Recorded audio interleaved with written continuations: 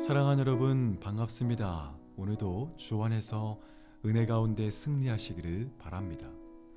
오늘은 월요일인데요. 주말을 보내고 월요일을 다시 시작하면서 약간의 피곤함을 느낄 수 있는 그러한 날입니다. 하지만 월요일은 한 주를 보내며 참 중요한 날입니다. 월요일에 대한 이런 말이 있더라고요. 월요일은 우리가 새로운 인생을 시작하고자 새로운 마음을 먹기에 제일 좋은 날이다. 네. 여러분 각자가 이 월요일을 어떻게 보내실지 모르겠습니다. 하지만 우리 믿음의 사람들에게 월요일은 정말 중요합니다. 왜냐하면 주일을 통하여서 받은 그 은혜를 내 삶 속에서 새롭게 실천하고 결단할 수 있는 그러한 날이기 때문입니다. 그리고 그러한 오늘의 결단을 통해서 우리의 새로운 인생은 시작되는 것입니다. 바라기는 오늘 하루 그러한 복된 날이 되시기를 진심으로 축복합니다. 오늘의 말씀은 사무엘하 13장 6절에서 7절인데요. 우리 화면을 보시고 함께 읽겠습니다. 암논이 곧 누워 병든 채 하다가 왕이 와서 그를 볼 때에 암논이 함께 왕께 아뢰되 원하건대 내 누이 다말이 와서 내가 보는 데에서 과자 2개를 만들어 그의 손으로 내게 먹여주게 하옵소서 하니 다윗이 사람을 그의 집으로 보내 다말에게 이르되 이제 내 오라버니 암논의 집으로 가서 그를 위하여 음식을 차리라 한지라. 아멘. 오늘의 본문은 좀 전체적으로 어두운 그러한 장면입니다. 이 다윗의 장남 첫째 아들인 암논이 자신의 이복 누이인 다말에게 죄를 짓는 그러한 장면입니다. 암논은 이 다윗의 공식적인 첫째 아들로 다윗을 이어서 왕위를 계승할 그러한 사람이었습니다.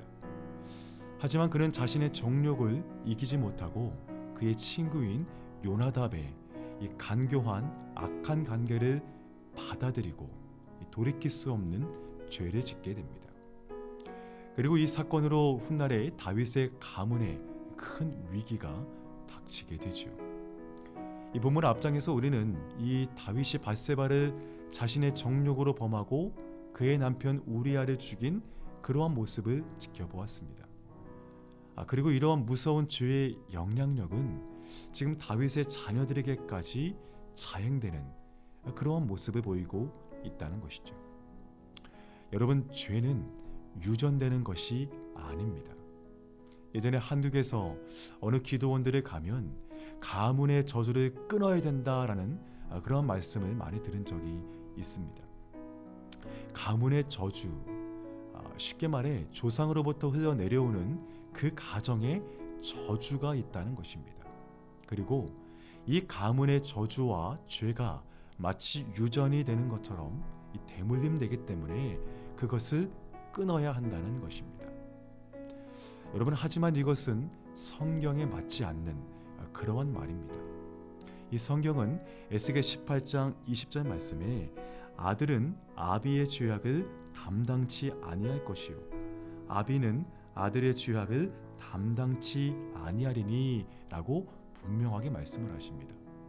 죄의 책임은 그 당사자에게서 끝난다는 것을 명백히 말씀하시고 또 18장 30절에 보니까 너희 각 사람이 행한 대로 심판할 것이다, 이렇게 말씀을 하십니다. 그러므로 가문의 저주, 이 각의 저주론이란 합당한 말이 아닙니다. 하지만 죄의 저주는 아니지만 죄가 주는 영향력은 우리가 간과해서는 안 되는 것입니다. 여러분, 죄는 분명 우리의 몸과 영혼을 파괴합니다. 내가 범하는 그 죄로 인해 하나님과의 막힌 담이 생기게 됩니다. 그리고 결국 하나님을 외면하게 됩니다. 그런데 또 무서운 것은 이 죄는 영향력이 있어서 범죄하는 나뿐만 아니라 내 주변의 사람들에게까지 영향력을 미친다는 것입니다. 특히 가정에서 부모의 죄가 자녀들에게 유전되는 것은 아니지만 많은 영향력을 끼쳐서 그 가정에서 죄의 위험이 항상 도사리고 있다는 것이죠. 여러분, 그래서 우리가 자녀들 앞에서 항상 우리의 행동을 조심해야 하는 것입니다. 나도 모르는 나의 잘못된 습관과 행동, 반복적으로 죄를 짓는 행동이 또한 나도 모르게 우리의 자녀들에게 깊은 영향력을 미쳐서 그들에게 무서운 이 결과를 심어준다는 것입니다.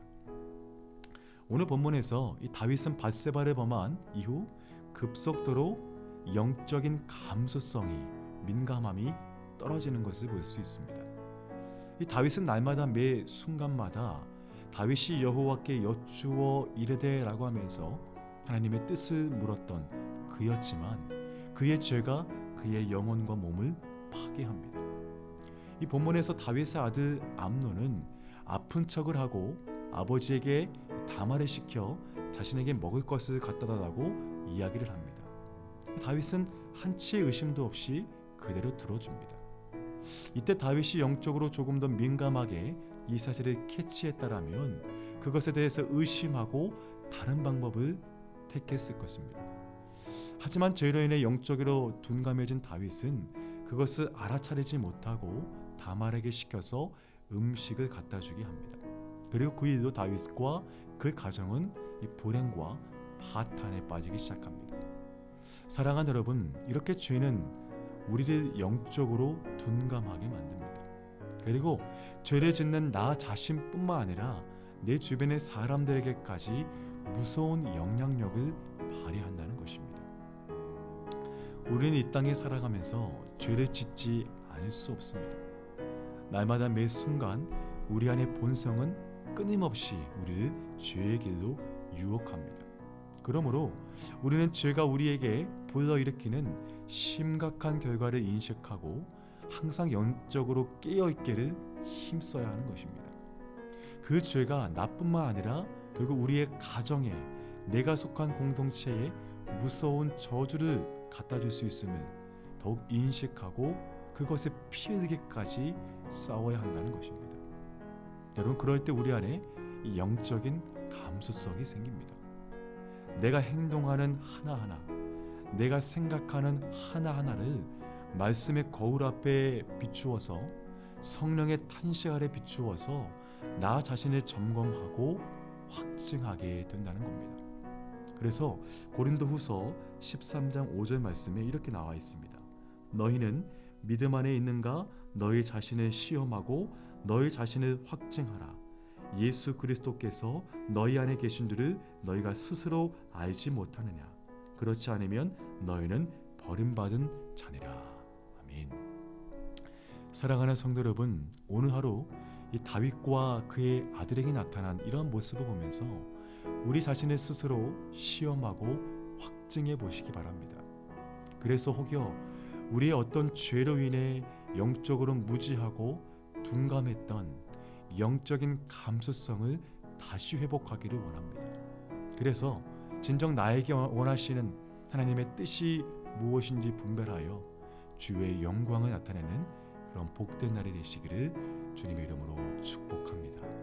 아멘. 우리 이 시간은 우리 건축기도문 오늘 월요일에 해당되는 기도문을 함께 읽고 자 기도로 마치겠습니다. 하나님이 예비하신 약속의 땅을 구입하게 하시니 감사합니다. 건축이 진행되는 동안 담임 목사님과 교육자들에게 말씀과 기도가 충만하고 강력한 성령의 임재가 있게 하옵소서. 당회와 모든 재직에게 리더십을 주시고 지혜와 성령으로 충만케 하시며 맡은 사역을 잘 감당하게 하옵소서.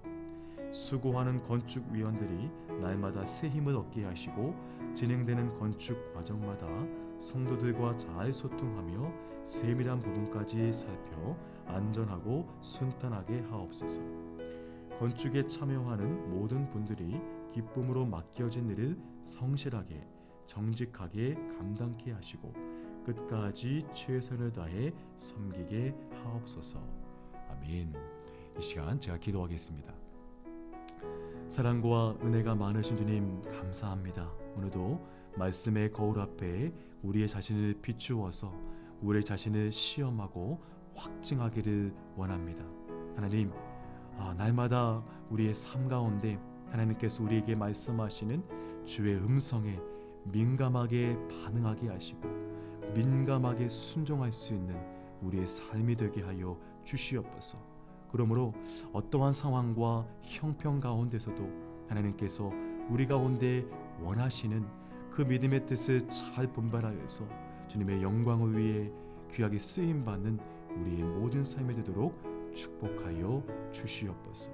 모든 것 감사드리오며 예수님의 이름으로 기도합니다. 아멘. 계속해서 함께 기도하시면서 오늘 하루를 믿음으로 승리하시기를 축복합니다. 함께 기도하겠습니다.